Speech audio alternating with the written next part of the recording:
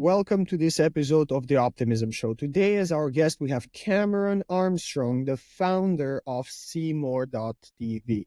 And we're covering two main topics with Cameron today. So we're going to talk about the current trends impacting content creators and what is the impact Web3 and AI will have on the creator economy. And then we're going to talk about the best strategies small content creators can use to start monetizing today. Let's get started.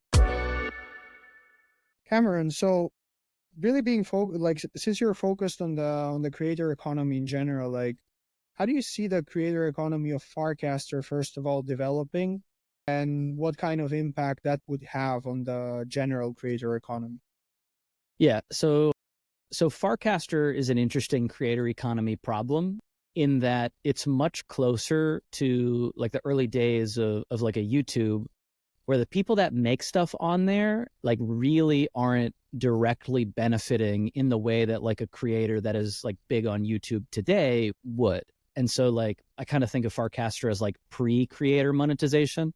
Obviously there's a bunch of things that like Farcaster is trying to do. Like they just recently launched like a 5 USDC to the top 100 people, not getting anybody out of bed, but it's like a nice to have if you are posting anyway. But like by and large, anybody making stuff on Farcaster today is kind of making a bet that Farcaster and Warpcast and like the ecosystem of apps are going to like grow, get more users, and there's some sort of value in the future. Or they want to eternally be in like a cozy corner of the internet, and they don't care about growing as like what we think of traditional creators today, like trying to get a bajillion subs. And so like where Farcaster goes is like this spot that the team leads us, which is either into more cozy corners, which means like people can't really get big, or it leads us to something closer to like a modified Twitter, which is like a short form text content treadmill. Both of those I think are opportunities for creators, but like for different kinds of creators. And so like I'm bullish on Farcaster as like both a backend like data layer for creators to have their content on in a bunch of different formats, but also specifically I'm bullish on Warpcast, the client, because I think that there needs to be we'll say optimistic Twitter clone, especially for tech people, which is like one of the power user sections of Twitter. And so that's kind of how I think about Farcaster for creators. And if you're not like in those two things, I think there will be clients that support that, but I think we're years away from any of those hitting in a meaningful way. Yeah, absolutely. Like, I mean, Dracula is trying to build something of a TikTok clone, although yeah, it seems that it's pretty early on, even though like the creators are not there yet. Like, since you're focused on like really the creator economy with Seemore as well, like what do you think are like when it comes to Seemore, like what are the main ways that you believe creators and the creator economy will change in general in the coming years? And since you're doing something really focused in that sector. So the biggest change for creators over the next few years, I think, is just going to be the quantity of screen time that like normal viewers have. We obviously have a big wave of stuff, which is like mostly isolated end-to-end things like put in text, get out an image, put in a question, get out some code. Like those are starting to get integrated into like how the world actually works, which is like a long series of supply chains and actions and people handing off stuff to each other. And I think like the net result of that is going to be less need for people to work in a meaningful way and more downtime, whether at the existing job that they have or they're just pretending to work, or some sort of explicit substitution with like a UBI, like a universal basic income, where just like my bet is that the quantity of work that people generally do in a week goes down, just because like I just don't think there's going to be enough of the kinds of work that exists today in 5 years. And so like I don't think we're post work anytime soon, but I think we're the same thing that we saw with remote work and COVID, and we'll say like how people changed how they worked in their workday. I think we're going to see more of that. And I think a large chunk of that extra time that people get back goes to screens. And so, because like that's just what people do. It's you have like the magic rectangle has like the most entertaining thing in history at your fingertips all the time. Like, of course, more people are going to watch stuff. And so, like, the macro change is there's just going to be more people wanting more content more of the time. And I think that's just kind of a boon for the big creators, which are the power law winners, you know, the Mr. Beasts of the world. But it's also a boon for what I call creators in the valley of death, which is like in this, you know, 10 to 100K subs on YouTube, for example, where you have like a real chunk of people that like want to continually watch your videos about sailing knots or whatever. But like, it's not quite enough today, especially with how the economic models work. It's not quite enough to like go full time. And so I think like what the macro changes in the creator economy are going to do is like those people with a little support, ideally from startups like Seemore, will be able to like shift their hours broken down in a week. Like if they're working 40 hours a week at the marina to support their weekend sailing knot videos, I think in 5 years, they'll be able to spend like 20 hours a week at the marina and then 20 hours on their channel during the week. And like, that's like, I think the biggest change we're going to see because people are just a lot more comfortable with the idea of careers not existing in the same way. And I think that there will be systems in place to support the fact that like, we just don't need as many people to do stuff. That's absolutely true. And especially like the entire 40-hour work week model and everything changing, especially these last few years. But one thing that I'd like to hear your thoughts on is, do you really think that, in fact, like, for example, my opinion on definitely like screen time and everything is that right now it's increasing rapidly, of course. Yeah. But at one point, like up until what points do you feel like that will continue? Because otherwise, isn't it like actually harming to like in the end, won't it like just break up at one point and people just find something else? Because up until what point can we consume content? Like we cannot consume that much content as it is being produced. And as you said, like the death valley of death creators, they just need to get some exposure if they're to really make a career like that. Like, what is your opinions on those topics? So I use kind of like the term content loosely. Like right now, we basically have a couple different buckets of content. We have short and long form text. We have short and long form video. And then we have, you know, we don't really have short form audio. Yeah. Per se, TikTok is kind of that. But we certainly have long form audio in the terms of, in the form of like podcasts and stuff. And so like, I think there's going to be like new kinds of content. I have a friend who runs a company called Derby VR. If you have an Oculus, like you can download it. It's a free game. It's like really cool. On its surface, it's just virtual batting cages. But like in reality, what it is, it has replaced for a lot of kids, or it is like in addition to all these teenagers and preteens that would go hang out at the batting cages every night. And so like, it is a thing that's not quite passive content that you consume like through your magic rectangle on the couch, but it's also not the same as going to the batting cages. And so like, obviously there's some substitution in there that they don't have to go to the batting cages every night, but like, it's also incrementally like helped a lot of people practice their swing more because the founder used to play baseball. So he's like very passionate about making it like feel as close to the real thing as it can be. So it's like a useful tool, not just a fun tool. And like those types of things, I also count as content. So it's like, yes, there's going to be more of just like this lying on your back, like sucking in stuff through your phone. But I also think that there's going to be like much more interesting communal experiences, like live streams, obviously being kind of like a prototype of people wanting to not leave their house, but also wanting to be a part of something, if that makes sense.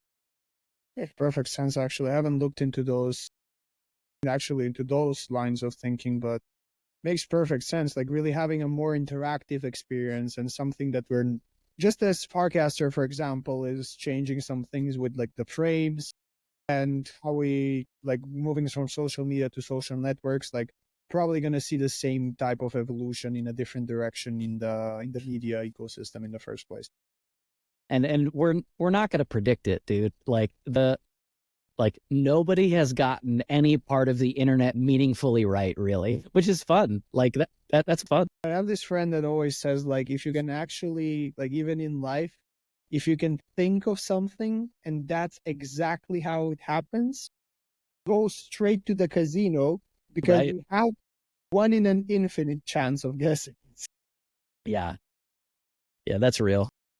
That makes perfect sense. But like, well, for example, like when it comes to the smaller creators and people that are starting and actually even complementing their existing work with creating, like, how does Seymour TV help those kind of creators to really make that transition or to find more meaningful ways of discovering themselves and discovering a newer career? Yeah, so there's a lot of angles to attack. I'm ex-military, so I use kind of some aggressive metaphors sometimes, but there's a lot of angles to attack the creator economy. There's the big ones where it's like a YouTube or a Twitch or a TikTok kind of have like maybe their creator fund or whatever their fixed ad split rates are or whatever. But the reality of like business as a creator is ad revenue from platforms is almost always a nice to have for the creator. It's not how they actually make their money, which is really nasty if you think about it, in my opinion, because like the only reason these platforms exist is like up now billions of hours of like effectively unpaid or underpaid labor by creators. That's kind of like a personal soapbox of mine. But like, okay, this is the reality. What's important to creators? Making money, getting more subscribers, feeling good about what they do. Like that's basically the three things. I stole that from the Twitch CEO, but like that, like it's real. And so what Seymour is trying to do is attack the money part of the problem by being a de facto business manager, by making the hard decisions for you about your digital funnel. Now, most creators don't think about the concept of a digital funnel because it's gross MBA speak. And if you're a creator, you like often think of yourself as like a creative or like you're focused on the thing that you want to do. Like if you make videos, you just want to make videos. If you make art, you just want to make your art. You don't want to think about the business part of your thing, but it's inconvenient but real that you have to make money a lot of the times in order to fund what you do. And so what ends up happening is every creator over and over and over again relearns things we learned about e-commerce in the late 90s to like try to do one of the 8 creator business models. And then like as they grow in maturity as a creator, they hit these like 8 business models like clockwork. It's different depending on like what niche you start in, but they all effectively do the same thing. And so like over time. And so what Seymour is today is it's an automated creator page, which is effectively like a landing page that stays up to date with all of your best or most recent content, however you want to set it up. So you can think of it like an automated link in bio. That's what it looks like today. The important part is that we are looking at everything that is happening on your page and outside of your page as well, because it's really important to have visibility to that. And we are making actionable recommendations at like every step of your creator journey. So it's like you have somebody on your team. And so like that's the point of Seymour, is to like delay or stop a creator from having to hire a business manager and give away, 40% of whatever they make. So really, from what I understand, like really, you're solving this problem of creators not knowing which way they're going and actually giving them actionable advice in every step of the way, so they can start monetizing better. They can manage their business much better than they did before, in a much lower cost and much less time. Exactly. I want creators to do no extra work and make more money just by like doing the thing that we are like, hey, you're a comedy creator on YouTube, you're hitting your 10,000 sub mark. We know that this is a reasonable time to launch a merch store. Here are the next 5 things that would need to happen in order for that to be possible. Obviously, in the future, we'll be offering those as like services too. But for now, the information is like almost as valuable. And another thing, when it comes to like another point that you mentioned, like just as more and more people spend more and more time on consuming content and entertainment in the first place, and the bigger creators getting even bigger and getting even more rich, where for the smaller creators it's getting like a bit harder to break through.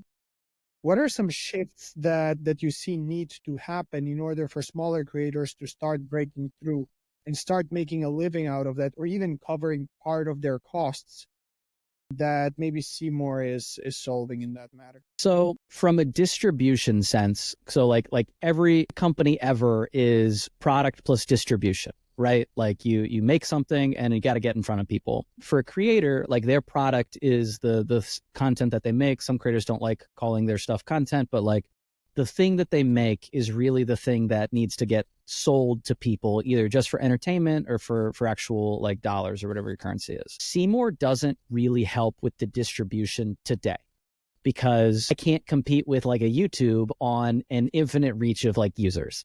And so we're really focused on the, hey, where you exist now, we are trying to make that better. So like if you have a YouTube channel and you put out videos every week, I want to help the journey from fan that sees your stuff on YouTube to go from like 0 to 100 on you as fast as possible. And that's like what a Seemore page is designed to do today. Because platforms obviously have an incentive to show you other creators' stuff because they want you hooked on YouTube, not hooked on Kris the creator. And so like what we're doing right now is like laser focused on kind of making like a creator body of work mini app, like in their webpage that they never have to update.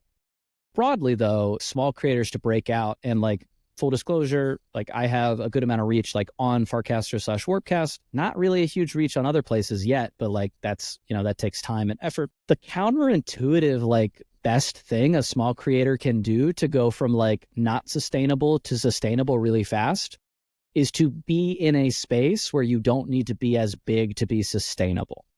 And like, that's kind of something that a lot of people don't want to hear. But if you are like in a niche of, or you like talk about topics that like fundamentally have like a higher RPM for ad revenue, or like the sponsors that like care about that niche can pay more per sponsorship, like those are places that are just going to kind of do better. Now there's like an inherent problem with that, in that the spaces where you can make the most money the fastest, like financial advice, legal stuff, supplements, those like bad actors in that space also have like a huge incentive to participate there. So you got to be like really discerning, and you can kind of see some big finance creators getting a lot of blowback for like shilling crappy financial products on their channels. But like the real answer is, if you like really want to do this like thing, it just kind of like makes more sense to be in the place where like tangibly, if you are a real estate person and you make hyper local real estate content in like Utah,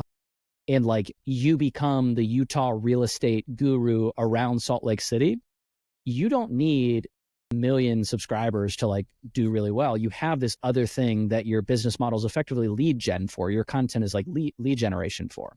And so like those are the small creators that are going to go from 0 to sustainable much faster than other places, like a competitive niche like general comedy videos on YouTube. Like that takes a much longer time, and you need a much longer like user base to actually viably make that sustainable today.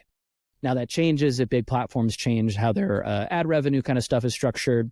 It changes too if you're really, really good at beating down doors for sponsorships. But that's like another thing that Seemore is trying to help with in the future, is if you make funny videos on the internet, I can't really think of a like less fun task for you than doing outbound cold emails, right? And so like none of these people want to beat down doors to get sponsors, but like the creators that hustle and do that, like empirically get more sponsors because like they're sending the emails. But it kind of like sucks their soul out a little bit too. And like we're super cognizant of that. And so like we haven't cracked that one yet, but it's very much on our roadmap, and we want to like help in that sense. But if someone like today is trying to do it, if they think they need to send out 10 emails, they're wrong. They need to send out 1,000.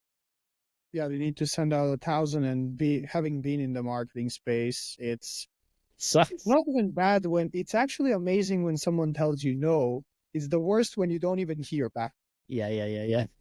And then just wonder what is going on. And the thing is, like that's a very interesting point that you brought up there. Like really a lot of creators, after some point, especially like after they get to a certain amount of followers, or they start monetizing a bit, or however that looks like, they start hating their job because Yeah. it opens so many other things that now they have to do in Yeah. order to sustain, Yeah. that it just doesn't look anything like what they wanted to do in the beginning. Their reward is more admin work. Yeah, the reward is more admin work, and there's a period of time that it's very hard for a lot of creators to even outsource that or automate it. And Yeah. most also don't know how, which you're really guiding. And that's an interesting feature you have on the road, though. Like solving that could really help a lot of creators. I mean, I really think that there's a version of Seemore that like is kind of plug and play for creators with a little bit of a track record and like good content. Like the history of the creator economy is actually a speed run of the history of Hollywood. Like as soon as it started becoming like a viable place to grassroots come up, it completely inverted a lot of existing power structures. You saw that in the comedy industry. Like how many comedians have you heard of from the internet first versus like in 2005? It's like a completely different ecosystem. And like a lot of different subsets of entertainment are like that. But the people that were good at Hollywood are now, at the very least, being the ones to like be copied. And that's why you see all these agencies all the time. Like companies know, like they think, oh, I need to have a TikTok. I don't know how to do TikTok. Let me hire this marketing agency to do TikToks. Like it's the same thing with how commercials like used to and still run and all the other stuff that companies have done to try to do distribution. But like I think the reality is something much closer to I think the future is something much closer to you trust creators enough to like fund the risks that they take with their content. And company's model isn't like an agency where they like tell the creator how to do it. It's, hey, I've sized you. I know you're like niche. I roughly have like a sense of your kind of ambition with this project. Like, here's 5K to like fund the next 60 days of content stuff. And I think like the distribution of not micro grants, but like something that isn't like a super aggressive payday loan, but like that kind of model is much more conducive to how creators actually want to live their life. Like they want to take chances. They want to pour their heart and soul into the work that they do. But they also do need some upfront capital to pay the bills. And I think that we haven't really explored that model of supporting creators yet. Yeah, and that makes perfect sense. Like also a lot of creators, what happens is, and I've seen it especially with creators in the art and music spaces, to actually start paying the bills and through all these agencies and similar, that they're sort of like forced to go a particular route in order to start paying the bills compared to doing what they really want to do, even though they might be like they're this close to having a breakthrough there. But now they have to do this other thing in order if they want to continue doing what they were doing in the first place. Yeah. And like, I mean, obviously I talked about UBI stuff a little bit earlier, but like, I think it is a better version of society when people get to spend more time doing the thing they actually want to do, you know, with caveats about that thing not being like really nasty, like against other people. And like this kind of the evolution of the creator economy to me is really a societal pivot to something that's closer to that. Like most people aren't going to make videos on the internet for a living, but the amount of people that could, if we kind of break down big tech revenue piles today, the amount of people that we could be funding to just be more creative and funnier or like thoughtful on the internet, like easily we could 1,000 exit, like probably 10,000, 100,000 exit with just big tech revenues, which is like interesting to think about in the context of an internet that's built off the back of billions of hours of underpaid labor. Yeah, that's true. And another thought that just popped in my head, and I would love to hear your opinion on this. Like, once like that, let's say that scenario happens, however it plays out, and creators can go out, create there, and not really have to worry about being monetized or having to scrap things by just to pay the bills. For some reason, I have this feeling that a lot of the creators that now present themselves as gurus or just are out there to push content will start disappearing because there's going to be so much more quality out there, or they'll have to evolve. Yeah. I think I'm not saying every guru is a grifter, but grifters are going to grift, dude. Like, you know, They're right? Like the self-help guru became the crypto guru, became the AI guru, becomes the whatever. And like I get that. And in a way, I actually respect the hustle just because like, I don't know, that like you got to yap a lot in order to do that well. And so like, and there's like a little bit of an art to that. Um, so here's some things that I think I take to be true. The best content wins in the end, like not in the short term, but in the long term, in the same way that like markets are weighing machines versus voting machines. And if that is true, then all of these platforms kind of end up in a spot where they need to have the best creators. And that definition is going to change over time, but it's always going to be decided by the people that are looking at their magic rectangle. Because like, you know, big tech can only bluff so much before like, oh, no one's actually scrolling TikTok anymore. And so like in that world, I do think that you kind of raise the content bar. But dude, we got a lot of mess between here and there. Like we're just at the start of like AI generated short form video slop.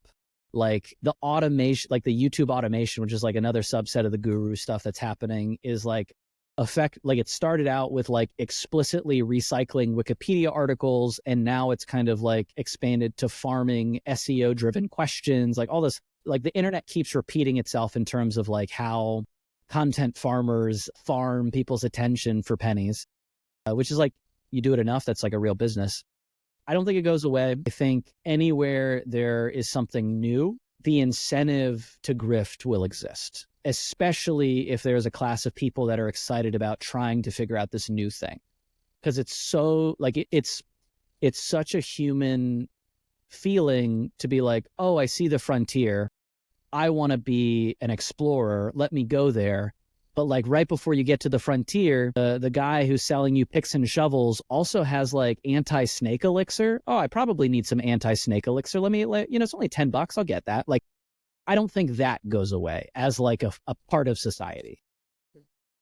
Not anytime soon, at least. I think we're quite far from that going away. Yeah, dude. And then, as you said, like it's a hustle, it's a grind. Like a lot of people see that as the only way.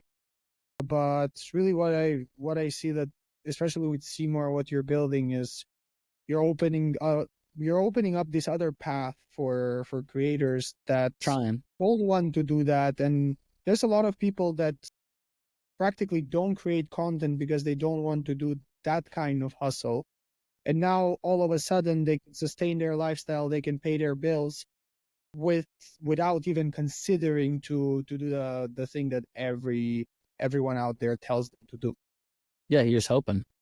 Like the challenge is like, obviously we have many years between today and that reality. But the good part is, yeah, like, I mean, yeah, true. Ideally it happens faster, but you know, we'll see how fast we can ship updates. But the biggest thing in that realm, I think, is actually the legitimizing of an internet grassroots start that really only happened in the past decade. Honestly, up until COVID, especially in like Silicon Valley, like big tech kind of parts of the world, it was low status to be yapping on a YouTube channel.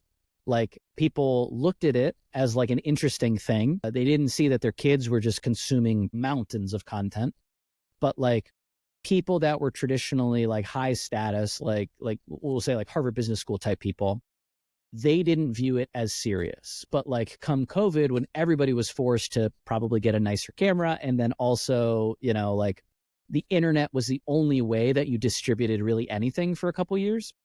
Like Y Combinator figured out that if they wanted to keep being Y Combinator, they needed to have a freaking YouTube channel so they could suck in deal flow for people applying to Y Combinator. And so like that's why they're like cranking out these videos around SEO optimize or YouTube SEO optimized like topics for people that are into entrepreneurship and tech and things like that. That is why founders that are like starting in this day and age are building a creator career like first or in parallel. Like that is why like all of these things are starting to become socially acceptable. Like it's crazy to say, like it used to not be like cool to be able to post a video and then 100,000 people see it that week. Like that's a crazy thing to say, but it was objectively true that like that really wasn't taken super seriously. That's very different now. And I think that like it's good for creators creates kind of weird competition and weird dynamics in some of the spaces. But like, I genuinely think the best entrepreneurs of the next decade are going to be creators first or in parallel. And so like, I think it works out because it also creates opportunity for creator operator partners or partnerships, which I think we'll see a lot more of too. What do you think when it comes to like really the entrepreneurs becoming influencers or like really becoming creators? Actually, creators is a word I prefer a lot more. What are some advice that specifically to entrepreneurs of startups or entrepreneurs that are looking to start a startup that they should look into when trying to, first of all, build their personal brand and even look into the tapping at least a bit into the creator economy that will help them in their journey long term? Maybe something that has helped you so far because you've been in the creator economy for a while. I mean, the biggest thing that like for anyone that wants to do anything content related is you got to watch more content. Like you can't take this ivory tower approach where you're like, oh, I'm not going to like be in the feed or short form videos are beneath me or whatever. Like the reality of internet distribution is that short form video content is your commercial. And if you get people interested in your commercial, you can maybe convert them to watch your long form stuff. Obviously, there's like different people that consume content in different ways, but that's like primarily how it works today. And you know, the goal conversion could be a YouTube video, could be a podcast on Spotify or Apple Podcasts, whatever, but like, or it could be an actual conversion on your core metric, but like short form video is the commercial. And so if you don't understand the anatomy of a good clip, like you are dead in the water. If you don't understand like how to tell a good story, you are dead in the water. It's kind of like classic business advice too, of like, you know, networking and talking to people, but like understanding that a clip should basically be hook, expansion, call to action, and like everything needs to follow something like that. If your goal is some sort of conversion at the end of it, like if you don't do that, like it doesn't even make sense to start. Obviously you can learn by doing, but it's so much faster to like see how good people do it and then just emulate a lot of that until you develop your own taste. The other thing that I think is kind of counterintuitive to a lot of people, so the kind of people that are trying to do this, I call insecure overachievers, of which I include myself. And so like I had the fortune to go, like after I got out of the Army, I went to Harvard Business School. And so I met these people that had for their entire lives chased the next like carrot. And they were phenomenal in their high school, maybe private high school. They crushed all their extracurriculars. They passed the test of getting into an Ivy League undergrad.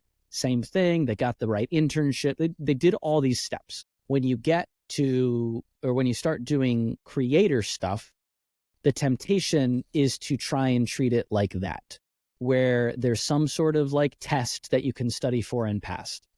And I think that to some degree that's true. Like you can fake your way into getting 100,000 subs on YouTube by like finding a niche that isn't crowded, you know, and like, you know, coming up with like the 20 optimal videos for it and like making that really good. But what you're left with at the end of that is 100,000 subs or 1 million views or whatever, and a thing that you don't really care about. And the way that you like build something that not only like helps you succeed in whatever you're trying to do, but also makes you feel happier in like what you're doing is stuff that's like much more aligned with how you want to live your life. And so in order to do that, you have to kind of be honest about the kind of stuff you legitimately care about talking about. Like for me, I'm obsessed with creators, the creator economy. After a decade of not having any type of social media whatsoever, because I was just like the anti-social media, like I took on that persona, kind of a hacker news, like, you know, like look at all those idiots over on an algorithm. But at the same time, I realized that I was basically a daily active user of YouTube during that entire time where I didn't have any accounts anywhere. And that like struck me. I was like, oh no, actually, I really do care about that. I understand the social dynamics in like the Call of Duty streamer space. Like I like care about these pockets. And the part of it that I really cared about was the fact that like, this thing that weird internet kid Cameron found a lot of enjoyment and like a little bit of a community in when I was younger has evolved into like this big, fascinating creator economy thing. If I want to live my life authentically in the way that like I want to live it, I have to talk about that, and not in a character or not in a posturing way. I have to just like unapologetically be like, dude, I love watching like streamers absolutely crush a game of Call of Duty. And like being honest about that lets me talk about all that stuff in a much more passionate and tangible and sustainable way. Because if I was talking about, you know, some crap that I didn't care about, B2B SaaS or whatever, B2B SaaS is important. I just don't want to be like negotiating policy with some, you know, if I was like trying to build a career in this thing or like a channel in this thing that I didn't care about, I wouldn't spend the extra hour doing it of editing. Like I just like wouldn't, because I'd be like, this video is probably good enough. Because like one of the other things that like I fundamentally believe is the thing that you can do the longest is probably the thing that you're going to be the best at. And so for me, I can't do what I just described the longest. I can do it. I can do it for a year. I can do it for like 2 years maybe. But like by the end of it, I'm going to be burnt out. If I'm doing things that like genuinely energize me and get me excited, and I'm like posting about that, like you've probably seen some of my posts on Farcaster, like I cast what I'm actually thinking most of the time, or I thought it and then saved it for a better time. And that's so much more sustainable for me personally than like trying to come up with like 100 funny bits and then scheduling all those casts. It's just kind of like, you know, there's kind of a joke about creators becoming their character. And I think that's kind of true. I think it's more about like discovering the character that's actually authentically you. Because if you can do that, then you don't show up and perform, you show up and just like chat. And be. Yeah. But that's an excellent point, actually, that a lot of people don't necessarily consider when going into something, and then they get into that, what is described the carrot situation, where you're always running after the next thing, the next, or the shiny object syndrome that a lot of people are talking about. And it's exhausting after some points. Like I've been in that, so I know how exhausting it can be after some point, especially when you get to a certain point and you know you can go further, but like your heart is like, nah, no. Yeah, like it's hard enough when you love it. Like if you also kind of hate the thing that you're doing, you just it's so hard to have the mental fortitude to do it, for me, you know. And I've like done some hard things before. Like I know what it takes to just like lock in and get it done. If you do that forever, you kind of die inside. Absolutely. Cameron, thank you for sharing all these insights, and thank you for sharing your opinions. Like really going a bit philosophical there. I love it. I'm just, like I said, I'm just like trying to be me, man. Like I love content. I love this medium. I think it's fascinating that like people all over the world put on podcasts in the background of their life.